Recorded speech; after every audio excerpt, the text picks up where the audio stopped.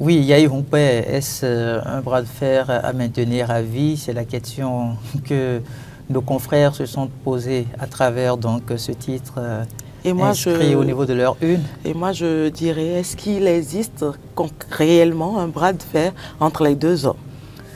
Oui, on peut se poser la question de savoir s'il existe un bras de fer, mais ne nous leurrons pas. On sait quand même comment est-ce que le parti Les Démocrates a été créé. C'est bien sûr au lendemain d'une certaine tension qui a existé entre l'ancien président de la République du Bénin, le docteur Thomas Boni Yahi, et puis le président du parti FCBE, qui se retrouve être Paul Hompé, un ancien ministre bien évidemment de Boni Yahi à l'époque.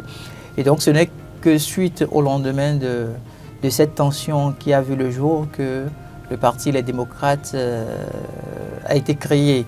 Parce que certaines personnes pensaient que Paul Hompé n'était pas habilité à pouvoir se retrouver à la tête de cette formation politique.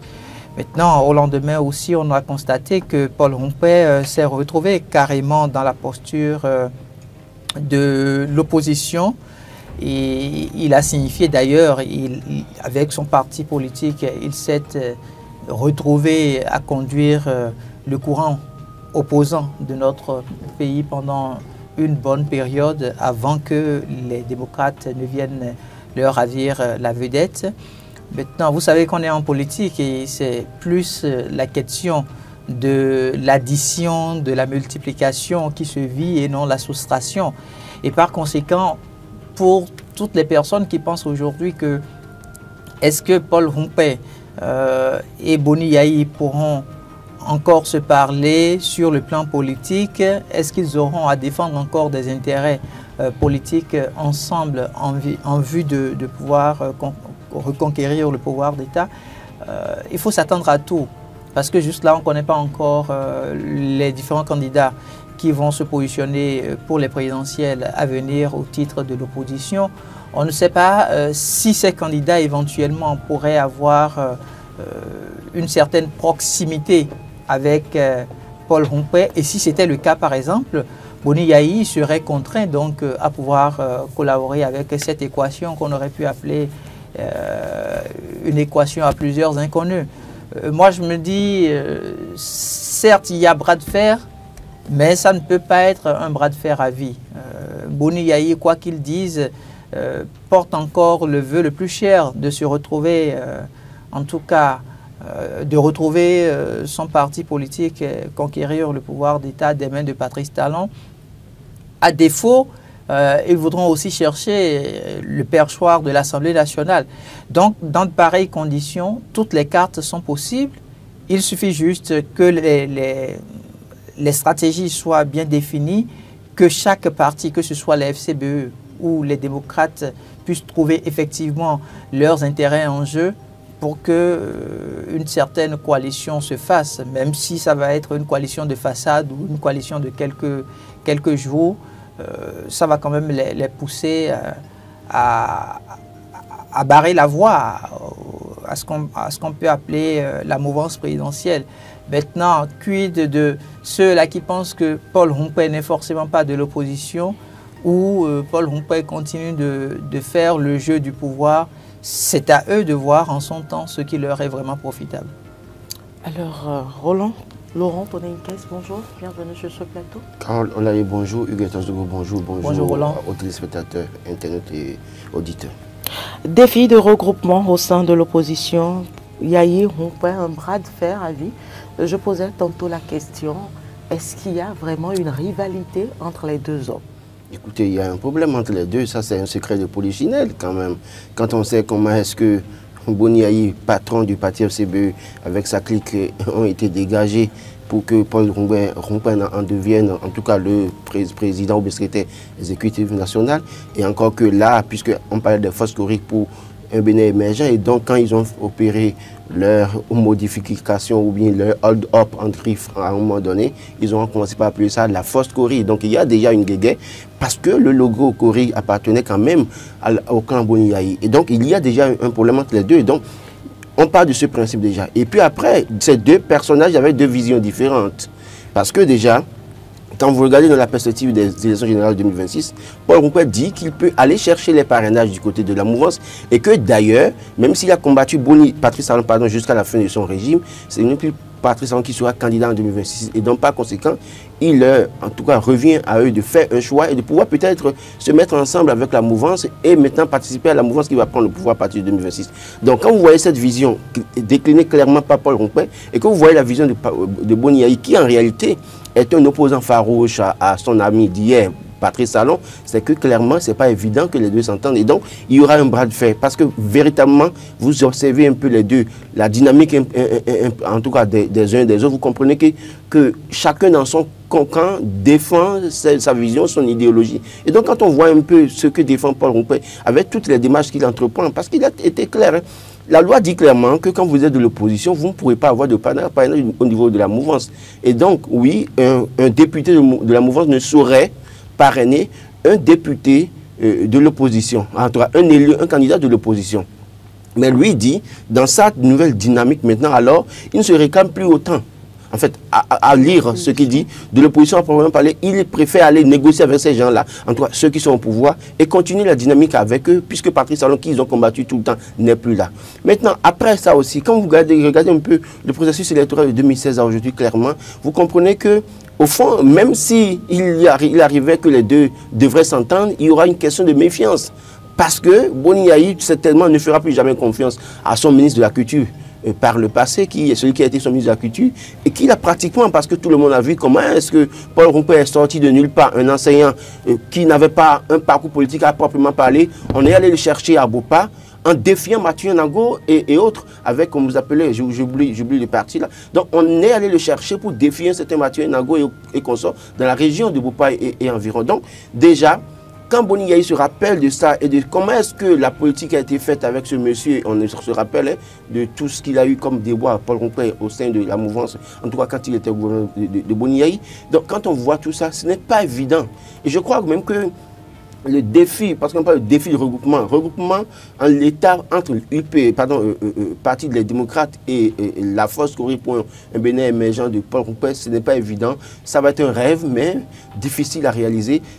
Toujours est-il qu'au moins de l'autre côté, on voit le Parti des démocrates s'allier avec MPL, GSR et consorts, mais voir Paul Roupet dans cette dynamique de regroupement avec le Parti des démocrates, ce n'est pas évident parce que lui-même sait clairement que dans ce camp, évidemment, les gens ne lui feront pas confiance et il n'aura pas ce qu'il veut. Autant mieux alors aller en solitaire, peut-être et chercher d'autres alliés politiques. Donc je pense véritablement que ça va être un bras de fer. Parce que d'abord, rappelez aussi quand même, hein, on a vu au thème des élections 2020, Paul Roupet est devenu le chef de file de l'opposition. D'accord? Et on a vu dans quelles conditions, en 2023, au thème des élections législatives, Eric Koundété est le président du Parti des démocrates, ils ont eu la majorité, ils lui ont ravi, en tout cas, ce titre de chef de file de l'opposition. Et après, même si la loi dit, puisque la loi dit clairement que c'est au thème des élections législatives, en tout cas au thème des élections, le parti qui en arrive à avoir le plus d'élus, le président de ce parti est chef de file de l'opposition. Entre-temps, Eric Koundété était là. Maintenant, c'est Boni Yayi qui est là. Même si à proprement parler, il n'y a pas de décret qui consacre Boni Yayi chef de file de l'opposition, mais c'est une image. Et sur le terrain, Boni Yayi voudra imposer sa suprématie parce qu'il a été ancien chef d'État. Il continue d'avoir une certaine confiance des populations, ce qui lui donne en tout cas une certaine avance par rapport à Paul Roupet. Donc il se considérera toujours supérieur à Paul Roupet. Il ne voudra même pas du tout s'allier à lui. Même si, oui, si Hugues l'a rappelé, on parle d'addition, de multiplication, non de soustraction et de division. Mais véritablement, ça va être très compliqué. Ça va être un bras de fer parce que Paul Roupet, pour lui, 2026, c'est une revanche pour reprendre le titre de chef de file de l'opposition. Il y tient. Hector, vous partagez la lecture de Roland Toneiquet? Il y a quand même une seule note, c'est la note juridique qui fait que je ne partage pas clairement cette analyse. Vous aviez vu, il est clairement dit que si vous êtes de l'opposition, vous ne pouvez pas bénéficier de parrainage de la part de la mouvance présidentielle, vice-versa. Et donc, je ne vois pas aujourd'hui par quelle alchimie Paul Roupet puisse se permettre de bénéficier du parrainage des acteurs de la mouvance. Il va se faire ridiculiser à la limite s'il continue de tenir ce langage-là, et s'il doit faire... Il pourrait sortir de l'opposition officiellement? Non, ce n'est pas évident. Ça va être... finalement, il va nous présenter quelle figure d'acteur politique. Ça a été heureux que Laurent ait rappelé quand même le rôle qu'il a pu jouer face à l'ancien président de l'Assemblée nationale, Mathurin Kofi-Nago. Donc, il se retrouvera toujours dans la posture de celui qui se met dans un jeu flou à la dernière minute. Un homme versatile? Je ne dirais pas qu'il est versatile.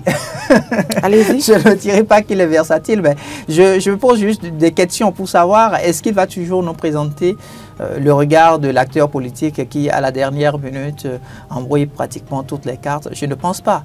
Là où il est, il s'est retrouvé quand même à la tête d'une grande formation politique. Quand on parle de Foscori pour un Bénin émergent, c'est quand même une très grande formation politique de l'opposition de notre pays. Et donc aujourd'hui, on a vu Boni Yayi chercher le ralliement, par exemple, de Maître Adrien Hungweyi. Et pourtant, Maître Adrien Hungweyi, le combat farouche qui a existé entre lui et puis Boni Yayi, surtout pour la recherche du perchoir de l'Assemblée nationale, quand l'autre avait pour candidat l'ancien ministre Komi Kouché, et il aura fallu une seule voix pour les départager. Et on sait à quel point la tension est restée jusqu'à la fin de la mandature de Boni Yayi. Et pourtant, c'est le même Boni Yayi qui se retrouve aujourd'hui à courir derrière Adrien Hungweyi. Donc pour moi, en fait, ce n'est pas des acteurs politiques en qui on peut faire confiance pour dire, écoutez, il y a de la morale, il y a de l'éthique. Dès que leurs intérêts rentrent en jeu, ils abandonnent pratiquement tout. Et ils sont là pour les intérêts du moment. Parce que n'oubliez pas, quoi qu'on dise, Foscori pour un Bénin émergent dictera sa loi, parce qu'il y a quand même une marge assez considérable. La preuve, ils ont eu quand même des maires élus. Et ces maires-là voudront être reconduits. Et vous savez à quel point aujourd'hui... Comme beaucoup ont déjà rejoint le Parti des démocrates. Oui, ils ont rejoint le Parti les démocrates, mais vous ne savez pas dans quel contexte ils s'étaient retrouvés toujours acteurs FCBE. Ne soyez pas surpris. Est-ce que ces rivalités sont surmontables aujourd'hui? Peut-être avec l'intervention de la société civile, non, ou encore ils ne sont pas les acteurs politiques. Des religieux, non, il ne faut même pas rentrer dans ces jeux-là. Ils ne sont pas là pour les intérêts des populations. Hein. Que ce soit au niveau du parti Les Démocrates ou que ce soit au niveau du parti Foscori pour un Bénin émergent, je ne vois pas. La belle preuve, les démocrates se sont retrouvés à l'Assemblée nationale. De vous à moi, qu'est-ce que concrètement leur présence a apporté? Et pourtant, quand ils étaient absents, vous avez vu tout le langage qu'ils tenaient. Depuis qu'ils y sont, quelle est la posture qu'ils adoptent? Qu'est-ce qu'ils ont pu effectivement faire pour qu'aujourd'hui on puisse te dire, oui, effectivement, on a eu des députés qui sont partis à l'Assemblée nationale au nom du peuple béninois parce que c'est ce qu'ils ont réclamé de tout le temps. Ils défendent les intérêts de la nation. Vous connaissez un intérêt, par exemple, qu'ils ont pu défendre et qui puisse faire votre fierté? Si vous en connaissez, partagez-en. Donc pour moi, aujourd'hui, les acteurs politiques sont dans leur jeu. Dès que leurs intérêts sont là, ils essayent de tout camoufler, ils y vont. Et quitte à ce que, dès le lendemain, ils puissent encore rejouer les cartes. Et puis, nous sommes quand même à la veille d'élections présidentielles. Donc, les cartes reviennent à table pour tout le monde. Je crois que véritablement, sur la question des parrainages de Paul Rompin, en fait, nous ne devions pas être surpris de le voir avoir, en tout cas, les parrainages, parce que, qu'il vous souvienne qu'en 2021, au moment où on devait forcément trouver des opposants qui doivent aller aux élections, on a vu des députés, des élus de la mouvance, quand même aller parrainer quelqu'un qui est de l'opposition. C'est vrai qu'à proprement parler, à cette époque, il n'y avait pas une discussion assez claire qui interdisait aux députés ou bien élus de tel temps d'aller soutenir, d'aller donner le parrainage à tel autre, mais tout le monde était surpris de voir que pendant que les élus, les candidats du Parti, les démocrates et autres peinaient à avoir les parrainages, Paul Rompin en arrivait à avoir, et pareil pour Irénée Agossa. Donc je pense que véritablement, on ne devrait pas être surpris de voir Paul Rompin détenir les parrainages, encore qu'il a, pour le moment, ils ont 6 maires, même si les 6 maires, dans les 6 mairies, les élus, pour la plupart ont déjà rejoint le Parti des démocrates, c'est les maires qui ont le pouvoir de donner les parrainages. Donc sur les 28 à avoir, véritablement, il lui reste 22 qui peut aller glaner quelque part au niveau de l'UP avec le BR. Mais sur la question aussi également des élections, quand vous regardez un peu ce qui va se passer, je me dis clairement que oui, Paul Roumpé prépare aussi encore quelque chose. Parce que quand on suit son discours, il ne faut pas être surpris de le voir candidat encore pour les élections présidentielles, pendant que d'autres peut-être auraient du mal à aller aux élections. Mais c'est un président de parti politique. Oui, non, justement. Encore moins de l'opposition. Donc je pense à proprement parler que oui, véritablement, le discours que tient Paul Roumpé devrait nous préparer à nous, en tout cas, à être prêts. Il n'est pas anodin, ce discours. Mais écoutez, les acteurs politiques ne font rien au hasard. Si vous connaissez un acteur politique qui fait quelque chose au hasard, c'est que peut-être il a commencé la politique en 2025, peut-être. Mais alors, ceux qui sont là. Donc, moi, je pense que véritablement, il faut faire attention. Mais au-delà de tout, moi, je pense que, même si je suis d'accord, que tous les acteurs politiques, toutes les catégories confondues, et je l'ai toujours, je n'ai de cesse de répéter ça, ils ne roulent que pour leurs intérêts, toutes catégories confondues. C'est que oui, quand même, il faut reconnaître que dès lors qu'il y a l'avènement des démocrates à l'Assemblée nationale, on a vu un début quand même. Je ne suis pas totalement satisfait parce que j'ai été le premier à leur reprocher certaines choses, mais au moins les questions, ne serait-ce que les questions orales au gouvernement avec certaines situations, on a pu avoir quelques informations. Contrairement au Parlement que nous connaissons tous, que je ne vais pas citer, c'est vous qui dites, hein.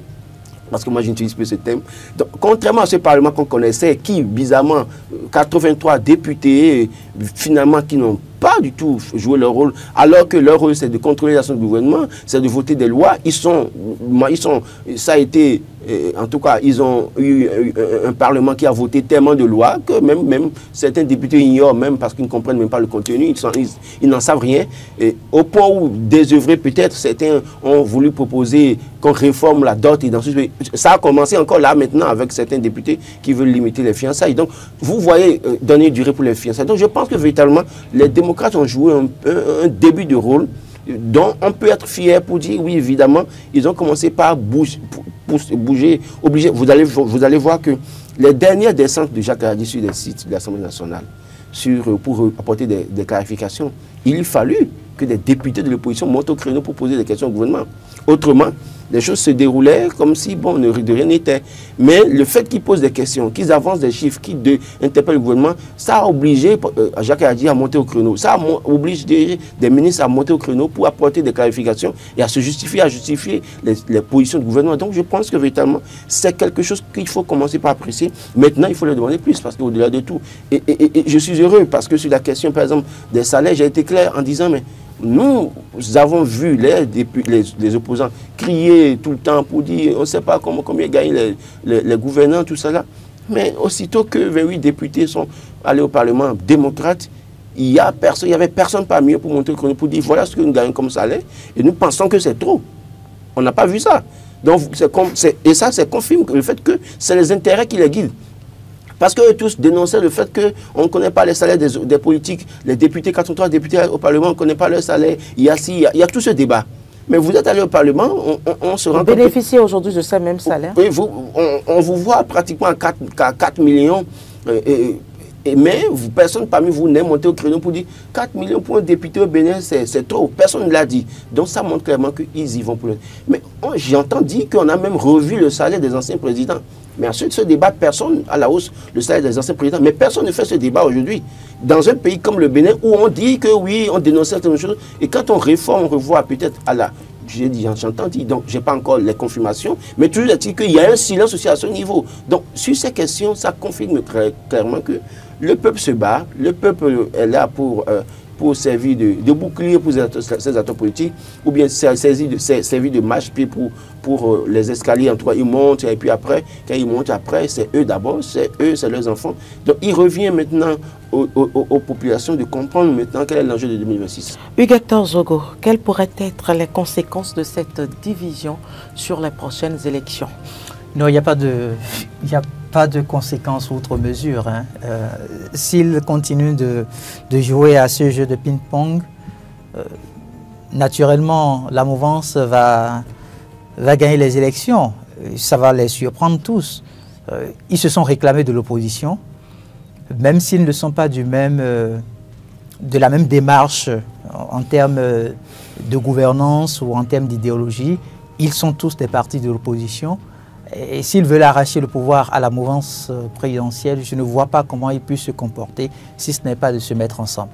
Maintenant, si chacun, à travers son orgueil, continue de dire « moi, je me suis retrouvé ancien chef d'État », l'autre se permettant de dire « moi, je me suis retrouvé chef de file de l'opposition », parce que c'est deux titres qui s'équivalent d'une manière ou d'une autre, s'ils continuent de le dire de cette manière-là, les deux partis vont perdre.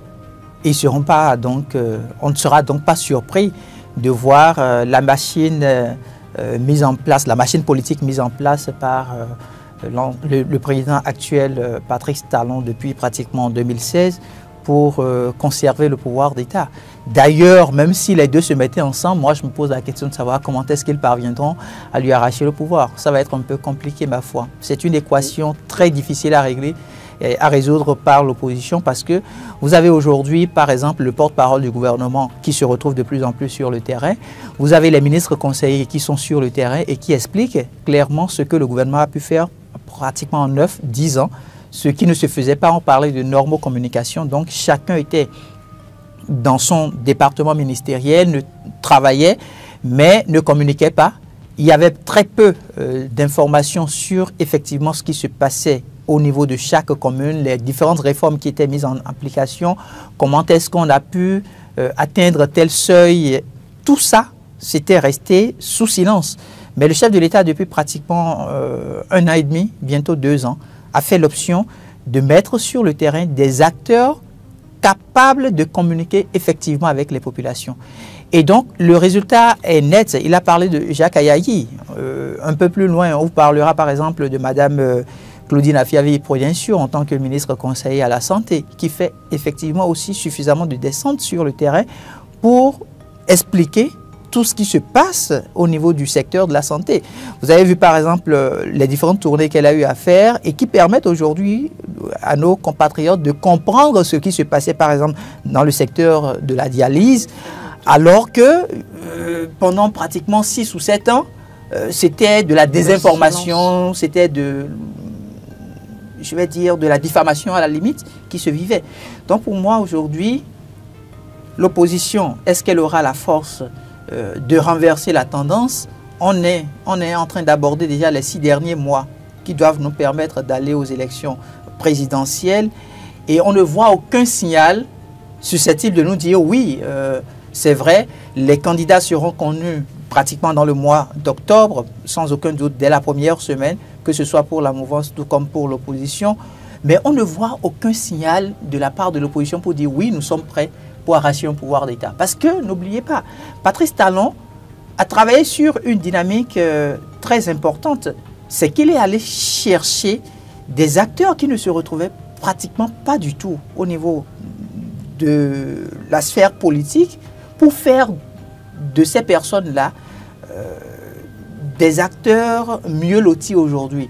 Quelqu'un qui était peut-être un simple enseignant, je ne le dis pas pour en fait porter discrédit sur la fonction de l'enseignant, mais un enseignant qui ne gagnait pratiquement pas grande chose, mais qu'on nomme directeur général d'une société d'État, qui fait sa preuve, qui démontre qu'il a effectivement les compétences pour mieux servir la République, qu'on envoie aujourd'hui à l'Assemblée nationale par exemple. Vous voyez un peu l'ascendance, le parcours, en un bref de temps. Celui-là va chercher inéluctablement à donner vie à ce qu'on appelle la loyauté. Quoi que vous fassiez, quoi que vous disiez, celui-là, il ne pourra pas se départir de la politique mise en place par le chef de l'État. Donc je me dis, il y a une machine mise en place par le chef de l'État même depuis 2016 qui inéluctablement va lui permettre d'avoir un peu plus de longueur d'avance sur l'opposition. Maintenant, si l'opposition même reste dans les petites querelles, X m'a fait ci hier, et par conséquent, j'attends que ce soit lui qui vienne vers moi, je pense que ça ne leur sera pas profitable. La même question pour vous, Roland Dominguez. Je crois que véritablement, il ne faut pas se leurrer et il ne faut pas faire des erreurs politiquement parlant et penser que bon, l'opposition est inoffensive. Malheureusement, ça va, les gens vont payer cash s'ils font cette erreur. Parce que le signal a été donné en 2023 quand on voit dans certaines villes le rejet de la mouvance par les populations pour donner caution aux opposants au point où ils ont réussi à avoir les 28. Évidemment, parce qu'à l'époque, l'information ne circulait pas. Non, aujourd'hui, ce n'est pas la même chose. Même si l'information circule aujourd'hui, les Béninois ont leur opinion de l'information qui circule, malheureusement. Il y a des informations qui circulent sur lesquelles, si on doit véritablement faire le débat, ce n'est pas pour autant convaincant parce qu'il y a d'autres informations que les gens peut-être ont peur de mettre sur la place publique aujourd'hui et attendent peut-être le moment venu pour sortir ces informations. Ce que je veux dire, c'est quoi? Vous voyez, les élections législatives, c'est des élections pour moi que j'appelle les élections de proximité parce qu'il y a des élus dans toutes les localités. Et les populations votent parfois par affinité, en tout cas par amitié et autres, parce que quand vous voyez un député quelqu'un candidat à l'ADA, il se peut que moi, Laurent Tonin, caisse d'Alada, je décide d'aller voter à l'ADA pour ce monsieur-là qui est proche, dont je suis proche. Et donc, il y a cette situation qui peut favoriser l'élection de certaines personnes dans certaines localités parce qu'il ne s'agit pas de faire face à un régime. Par contre, pour les élections présidentielles, il s'agira de deux personnes, assez personnalités qu'on va départager. Et sachant très bien que les fins de régime ne sont souvent pas favorables pour les régimes, au-delà de tout ce que Patrice Talon a réalisé, c'est que sur une certaine chose, les Béninois ont leur opinion. Il faut peut-être écouter certains Béninois dans certaines localités. Je ne dis pas que Patrice Talon est vomi. Il est apprécié par une partie de la population. Et d'ailleurs, c'est pour ça que le défi est très important pour les deux camps. La mouvance doit continuer à travailler, chercher à aller convaincre le dernier Béninois. Et l'opposition doit aussi travailler. Parce que ce qui se passera en 2026, c'est quoi? Par le passé, nous avons une élection à 2 tours. Premier tour, deuxième tour. Malheureusement, le défi de 2026, c'est un défi assez risqué pour le défi du chaos. Oui, non, c'est un défi assez risqué pour les deux camps. C'est-à-dire, je ne parle même pas de chaos. Okay. C'est-à-dire que le défi qu'il y a... Parce que même une voix qui départage peut faire un président de la République en 2026. C'est-à-dire qu'on n'aura que pratiquement 2 candidatures. 2 duos de candidature. Un duo de candidature pour la mouvance, un duo de candidature pour l'opposition. Ah, mais qu'est-ce qui vous fait dire que Paul Rompé ne va pas s'arranger à obtenir... Non, si en réalité on doit respecter les choses normalement, Paul Rompé ne devrait pas se retrouver dans cette affaire. Mais ce que je veux dire, c'est-à-dire que si Paul Rompé en arrive, puisqu'il a dit clairement, même s'il n'a pas le parrainage, il souhaite diriger avec le prochain président. Donc, même en l'absence de parrainage, il peut décider de faire campagne pour le camp. Mais dans le cas où on aura un duo de candidature pour la mouvance, un duo de candidature pour l'opposition, une seule voix peut faire de différence, peut faire quelqu'un de faire élire le président en 2026. Donc le défi à ce niveau, c'est risque. Parce qu'il n'y aura pas le second tour, il faut aller négocier les alliances, comment vous appelez ça, cette manière de faire où l'autre dit, bon, je soutiens tel, je soutiens, et on fait un calcul arithmétique rapidement, et puis on dit, bon, l'autre est élu président, bon, quand bien même on va aux élections, on sait que déjà, dans la tête des Béninois, c'est tel qui sera président, parce que tel le soutient, tel candidat aurait désisté pour lui, ou bien décide de le soutenir pour le second tour. Donc, le défi à ce niveau, c'est assez risqué pour les deux camps, c'est-à-dire, il n'y aura pas forcément... Le chaos, déjà, je suis d'accord que vous ayez ressorti ça. Ce qui est dangereux dans cette affaire, c'est que ce qui s'est passé en 2011 avec Boniaï, qui a été répété en 2021, si les opposants ne font pas attention, ça risque d'arriver. Pourquoi? Vous voyez la dynamique Patrice Talon de 2016 à aujourd'hui, il y a des fidèles de Patrice Talon qui chaque fois vont aux urnes pour soit voter pour lui ou voter pour ses soutiens candidats pour les communales ou les législatives. Pendant que certains Béninois, se réclamant peut-être du côté de l'opposition, parfois se disent, mais pourquoi je vais aller voter? Parce que quel qu'en soit ce qu'on fera, il va gagner, il a déjà sa stratégie, il a sa machine en place, il va gagner. Et d'ailleurs même, les foules qui sortent pour autant, vous allez poser la question à beaucoup de personnes, ils n'ont même pas leur CIP pour aller voter. Donc du coup, le jeu des élections, vous vous rendez compte qu'il peut y avoir puisqu'on a pu voir par le passé, quelqu'un qui est à Calavi, dont le sort à Abomey, il ira faire quoi à Abomey? Qui lui donne l'argent pour aller voter. Donc ces situations peuvent favoriser le camp de la mouvance, en ce sens que les fidèles majoritaires dans les urnes pour aller voter, pendant que les soutiens des opposants ayant des difficultés, soit n'ayant pas le CP ou même ayant des difficultés à aller voter, ne se retrouveront pas ou alors en train de dire oui, il n'y a pas d'enjeu, on n'a pas besoin d'aller voter, on risque d'avoir un chaos en 2026 également. Donc c'est pour ça que les opposants aussi, leur défi, c'est d'aller chercher le dernier Béninois pour lui dire, est-ce que tu as ta carte CP déjà? Est-ce que, au thème de l'audit là, est-ce qu'en réalité, ton nom se retrouve sur la liste affichée dans ta localité. Qu'est-ce qu'il faut faire pour réclamer tout ça? Je pense que c'est un travail des deux camps. Et j'insiste là-dessus pour finir. Ça va être un défi pour les deux camps. Si il ne soit pas fait, c'est que même la mouvance risque d'être surpris à une voix près. Il peut perdre le pouvoir. C'est moi qui dis quand c'est fini. Bon, c'est moi qui, par rapport à ce que je dis. Non, je voudrais quand même rebondir. Hein. C'est une très belle analyse qu'il fait, mais je voudrais quand même rebondir pour dire que ça va être très difficile d'avoir le schéma qu'il présente.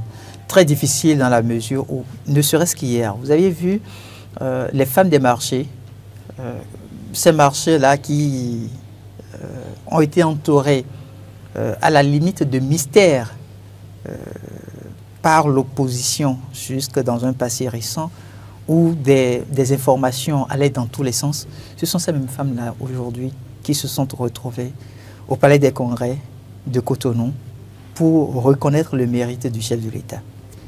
Et quand le chef de l'État se déplace pour aller au niveau de ces marchés, ou quand vous-même vous déplacez pour aller au niveau de ces marchés, vous sentez une forme de satisfaction. Pour dire quoi? En un moment précis, c'est vrai qu'il y a des réformes qui peuvent vous pousser à ne pas être d'accord sur l'action de départ. Mais la finalité vous donne une certaine aisance. Vous avez une certaine fierté de dire, mais après tout, il faut quand même saluer ce qui a été fait. Prenez le préfet, l'ancien préfet, Modeste Toboula. Tous les Cotonois, je dis tous les Cotonois, au moment où il était dans le feu de l'action, n'étaient pas du tout d'accord avec lui. Mais faites l'effort de poser encore la question à ces mêmes qui ont traité l'ancien préfet Modeste Toboula de tous les noms que nous connaissons. Ils vous diront que grâce à lui, on a pu obtenir des acquis en termes d'urbanisation de la ville de Cotonou.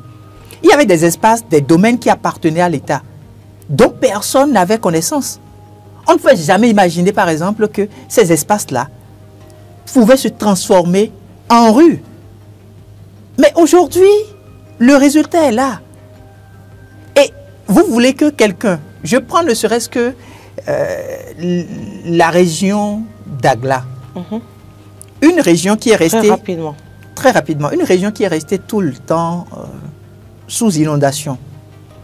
Et avec la construction d'infrastructures routières, vous pensez que quelqu'un qui était resté dans l'inondation pendant une dizaine d'années ou une vingtaine d'années, et du jour au lendemain, il n'a jamais rêvé de toute sa vie qu'une voie pouvait prendre devant sa maison, une voie asphaltée. Les voies existaient déjà.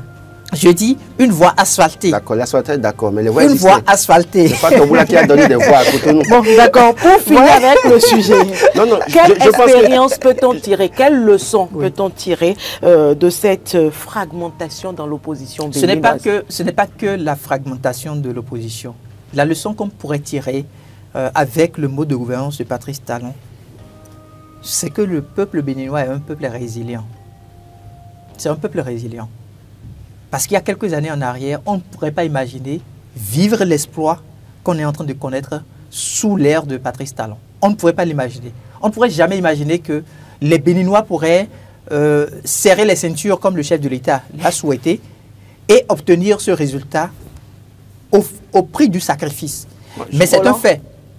Mais au-delà de ce fait, il y a bien évidemment les questions relatives aux droits humains qui restent quelques taches noires sur la gouvernance de Patrice Talon.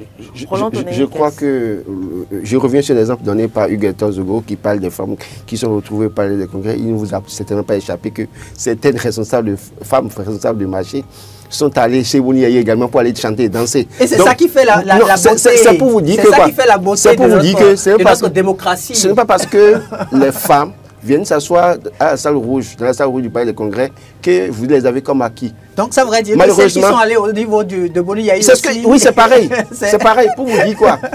Il ne faut jamais tabler sur ça pour dire que c'est gagné d'avance en réalité. Parce qu'à un moment donné, qui veut oser dire non et ne pas se retrouver là-bas pour se retrouver en difficulté dans les marchés?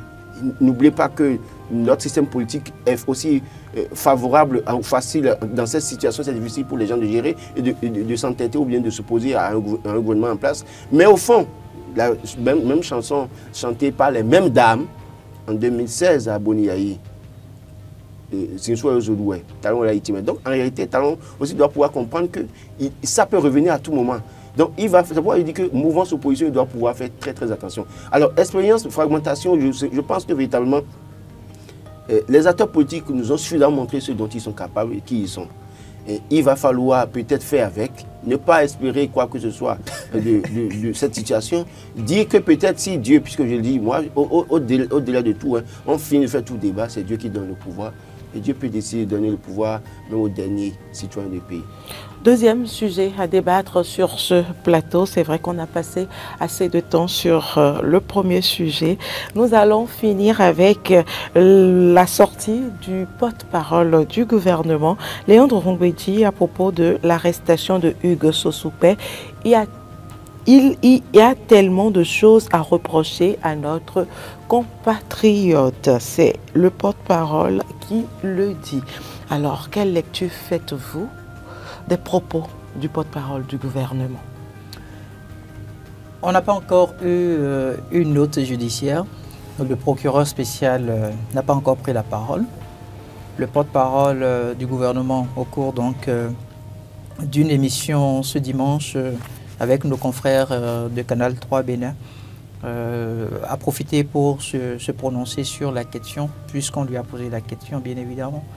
Et moi, je trouve que s'il a pu tenir ce langage-là, ça aurait dire, ma foi, que le plaignant dans cette affaire-là, c'est l'État béninois. Quand je parle de l'État béninois, je veux parler du gouvernement. Parce que juste là, on ne sait pas encore concrètement la personne qui a saisi la justice de notre pays. On a pu entendre qu'il y a un mandat d'arrêt international qui a été lancé. À quel moment ça a été fait? C'est sûr, quand le procureur spécial prendra la parole pour clarifier un peu tout ce qui s'est passé autour de cette arrestation de notre compatriote, on pourra mieux comprendre. Toujours est-il que notre compatriote, il s'est retrouvé dans une posture de par le passé qu'il met en difficulté aujourd'hui. Une posture que je dirais doit pouvoir interpeller tous les jeunes, que vous soyez web activistes, que vous soyez blogueurs, que vous soyez journalistes. En tout cas, je me dis, quand vous prenez le personnage et quand vous parcourez un peu sa page Facebook, hein, vous vous rendez compte qu'il présente deux regards différents. Il y a le regard d'un compatriote qui est très animé des défis communautaires de son pays et donc n'hésite pas, s'il le faut, à faire appel à ses fans, comme on le dit souvent, pour régler un certain nombre de soucis.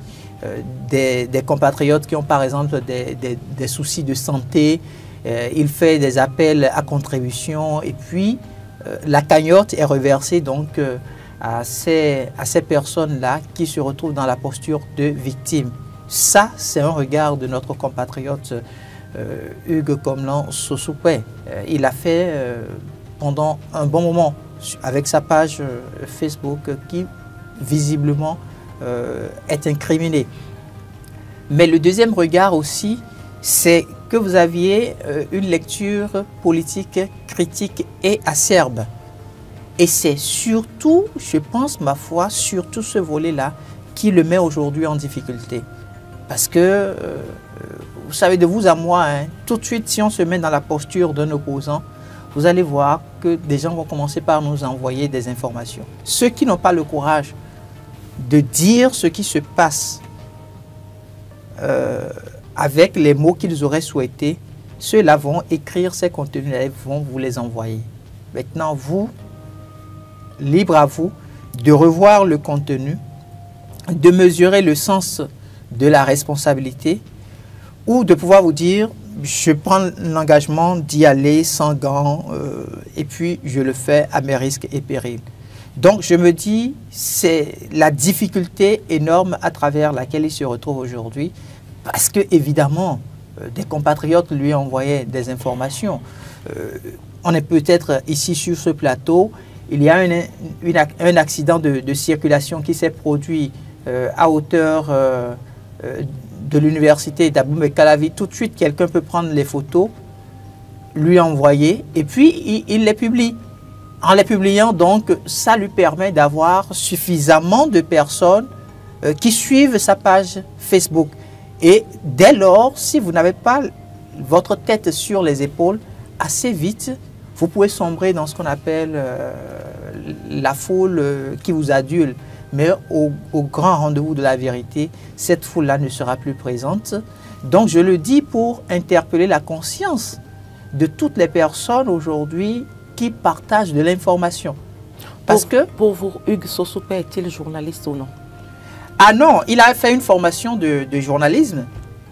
Hugues Hector Sosoupé, et je dis Hugues Komlan Sosoupé, a fait une formation de journalisme. Il a étudié à l'école de Lille. Donc, ce n'est pas un quidam. Il a fait aussi l'ISMA, bon, je ne sais pas s'il a fait l'ISMA, mais il a fait l'école de Lille. Donc, ce n'est pas un quidam.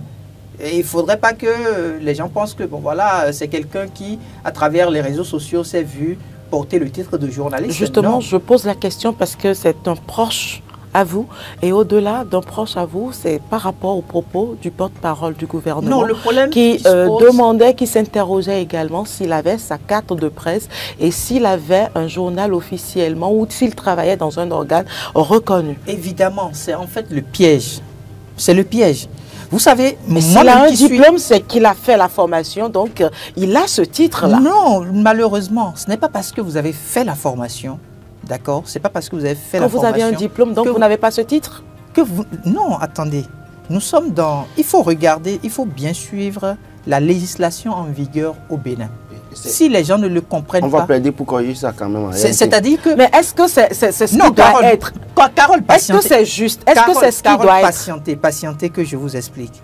La législation en vigueur aujourd'hui au Bénin fait que vous pouvez aujourd'hui avoir fait, vous pouvez même avoir le doctorat en journalisme, d'accord? Mais si vous ne détenez pas votre cadre professionnel accrédité par la haute autorité de l'audiovisuel et de la communication, vous ne portez pas en réalité le titre de journaliste. Pourquoi? Parce qu'on vous dira que le journaliste, c'est celui-là qui exerce exclusivement cette fonction. Et c'est ce qui lui permet de subvenir à ses besoins. Ça voudrait dire que, au-delà de cette profession, vous n'avez pas une autre activité à côté qui vous apporte des entrées. C'est exclusivement ce que vous faites à partir de... Mais est-ce que cela doit être ça quand on sait que le journaliste ne vit pas de ce qu'il fait? Non, vous pouvez penser que le journaliste ne vit pas de ce qu'il fait. Ça, c'est une erreur de lecture. En l'état où nous nous retrouvons, on ne peut pas remettre en cause les tests en vigueur. Si demain nous ne sommes plus d'accord que ça se passe de cette manière-là, nous allons nous battre pour que ça ne se passe plus ainsi. Mais à partir du moment où nous connaissons les tests en vigueur, quand vous prenez par exemple un chargé de communication, il a beau avoir le titre, il a beau avoir fait la formation, mais il n'est plus journaliste pendant qu'il exerce en tant que... Ils sont nombreux chargés de communication, mais qui sont journalistes. La réalité, est-ce que c'est ce que vous êtes en train de dire sur ce plateau? Combien de journalistes ne sont pas dans nos cellules de communication dans les ministères? Je voudrais quand même qu'on ne fasse pas le débat sur ce qui ne devrait pas. Faisons le débat sur que disent les tests. Les tests disent que si vous êtes journaliste en République du Bénin et que vous devez exercer, vous devez forcément avoir votre carte professionnelle accréditée par la RAC. Cela donne l'occasion de voir ce qui ne va pas également. Oui, c'est des choses, c'est des limites liées à notre profession. Je vais placer un dernier mot. Aujourd'hui, vous avez vu la profession de journaliste. Qu'est-ce qui fait que n'importe qui, dès qu'il se présente pour dire « je suis journaliste », les gens ne le respectent à la limite plus. Parce que quelqu'un qui, hier, s'est vu dans une posture facile à exprimer la langue française. Et avec l'avènement des réseaux sociaux, il commence par pondre des tests. Il pense systématiquement qu'il est journaliste. Et si seulement qu'il y a une activité dans un ministère, il se déplace au titre de journaliste. Il y a une activité où des acteurs politiques se déplacent. Il est le premier à harceler les acteurs politiques. Même le journaliste présent, détenant sa carte de presse, n'a pas la possibilité de se comporter comme lui le fait. Et c'est ça qui constitue aujourd'hui le grand défi pour l'ARAC. Vous auriez dû constater que le président Édouard Loko, avec tout son staff, travaille effectivement pour assainir la profession. Je continue de le dire, Hugues Komlan-Sosoupé a une formation en bonne et due forme. Il n'a pas fait d'ailleurs n'importe quelle école. Il a fait une école, l'école de Lille, donc en Europe. Donc il a une formation de journaliste. Maintenant, ce qu'on veut lui reprocher, est-ce que c'est le code de l'information qui lui sera appliqué? Est-ce que c'est le code du numérique qui lui sera appliqué? Mais la preuve, il y a des journalistes aujourd'hui au Bénin et on continue de leur appliquer le code du numérique au lieu du code de l'information. La semaine écoulée, par exemple, vous aviez vu un compatriote à nous qui s'est retrouvé banalement devant la criette et pourtant il a une carte de presse. Donc pour moi, le débat est assez complexe et il faut que les professionnels des médias, à un moment donné, puissent, avec les différentes fêtières, s'asseoir, réfléchir, parce que ça vaut la peine. Et ça vaut vraiment la peine. C'est une question de liberté qui est en jeu. Et banalement, avec l'avènement des plateformes numériques, avec donc l'avènement des réseaux sociaux, il y a la subtilité du code du numérique qui vient prendre le dessus parfois sur le code de l'information. Et ça, ce sont nos acteurs politiques parce que c'est ce qui les arrange le plus. Le journaliste, qu'est-ce qu'il veut? Il veut simplement dire la vérité. Mais parce qu'il dit la vérité à travers un canal numérique, on lui expose le code du numérique. Or, le code du numérique le pousse directement à perdre sa liberté, donc à se retrouver en prison, ce qui n'est pas le cas avec le code de l'information. Donc pour moi aujourd'hui, le grand défi est là et les honorables députés à l'Assemblée nationale qui ont travaillé à ça savent pourquoi ils l'ont fait. Et ça, pourquoi aujourd'hui c'est assez difficile. On a vu l'UPMB il y a pratiquement 2 ans qui s'est retrouvé à mener un véritable combat, une bataille rude avec même des partenaires internationaux pour que l'on puisse revoir le contenu de ce code du numérique, mais ça n'a jamais été fait. Et donc, je voulais lancer un appel à nos compatriotes qui pensent que les journalistes sont des peureux. Les journalistes ne sont pas des peureux, mais nous sommes en face aujourd'hui d'un arsenal juridique qui ne nous donne pas la possibilité effectivement de dire ce que nous pensons comme il le faut. Parce qu'on a au fait un code de numérique qui peut facilement nous faire perdre notre liberté. Entre votre liberté et le fait que vous puissiez dire les choses avec un peu plus de la mesure, c'est à vous de voir. C'est une question de responsabilité individuelle. Roland Tononiquette, très rapidement. Je crois que véritablement, quand ça arrange les gens, ils se taisent sur les situations. Quand ça ne les arrange pas, ils trouvent à dire pour dire si tel a détient la carte de presse ou non. Parce que depuis 2016, il faut avoir le courage de leur dire que c'est sous nos yeux ici, que des gens web activistes aujourd'hui sont à des postes de chargés de communication dans certaines structures. On les connaît, on les voit. Donc ça n'a jamais été dénoncé par ceux qui demandent aux autres s'ils ont le carte de presse ou pas. Et sur la question de qui doit détenir la carte de presse ou non. C'est vrai qu'à un moment donné, oui, il faut justifier qu'on a exercé, il faut produire des articles pour montrer que oui, vous êtes journaliste, je suis d'accord sur la question, que c'est comme ça qu'il faut avoir la carte de presse au Bénin. Mais est-ce qu'il ne faut pas revoir cette discussion-là pour dire? Parce que le parent qui va investir des millions pour son enfant, qui va faire une école, il n'a pas eu de Lille. Lille, ce n'est pas un jeu d'enfant. Ce n'est pas à 500 000, ce n'est pas à 700 000. Et que l'enfant sorte maintenant, et que bizarrement, parce que d'abord quand le porte-parole dit il travaille pour quel organe, j'ai comme l'impression que le porte-parole oublie qu'il y a des journalistes indépendants, freelance. J'ai comme l'impression qu'il oublie cet aspect-là en réalité. On n'a pas forcément besoin d'aller travailler dans un média, dans un organe de presse avant d'être reconnu journaliste. Il y a des journalistes indépendants. Il y a des freelances, on les connaît un peu partout, au Bénin, un peu partout dans le monde. Donc je pense véritablement que la question aujourd'hui, c'est parce qu'à un moment donné, on a un élément gênant.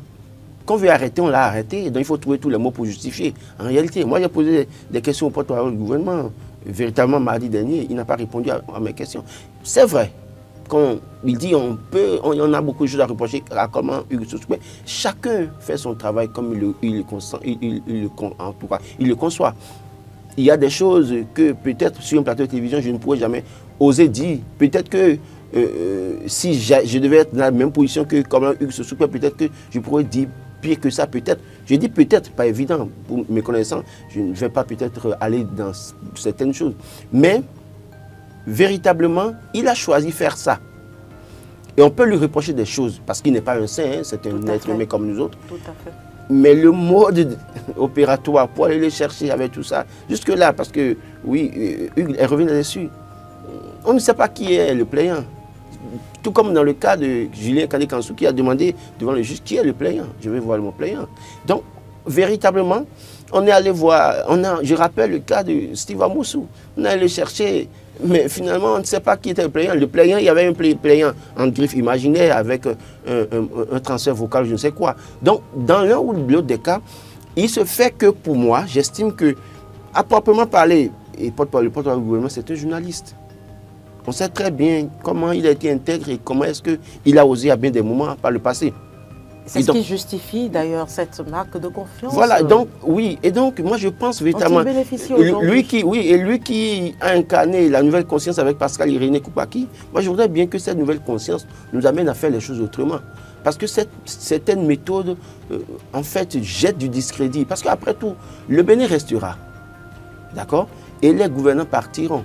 Mais si le Bénin reste et que les gouvernants qui sont avec nous, que nous savons aujourd'hui, partent demain, avec quel regard les Béninois vont nous observer demain? Qu'est-ce que les Béninois penseront de nous? Je pense que véritablement, il y a tellement de choses sur lesquelles je pense que le porte-parole aussi doit faire très attention en prenant la parole sur certains sujets. Je ne dis pas qu'il est libre, parce que d'abord il est payé pour ça, il est obligé d'apporter des réponses, donner des réponses à certaines questions, mais c'est des sujets assez sensibles sur lesquels parfois vous répondez, vous faites bien votre travail pour ceux qui vous ont recruté, mais malheureusement c'est vous après qui répondez face aux populations, parce qu'après il se peut que vous soyez dans des situations ou bien vous avez des proches qui se retrouvent dans cette situation. Rien ne dit que demain, des proches du porte-parole du gouvernement pourraient se retrouver dans la posture de comment ils se soupent demain.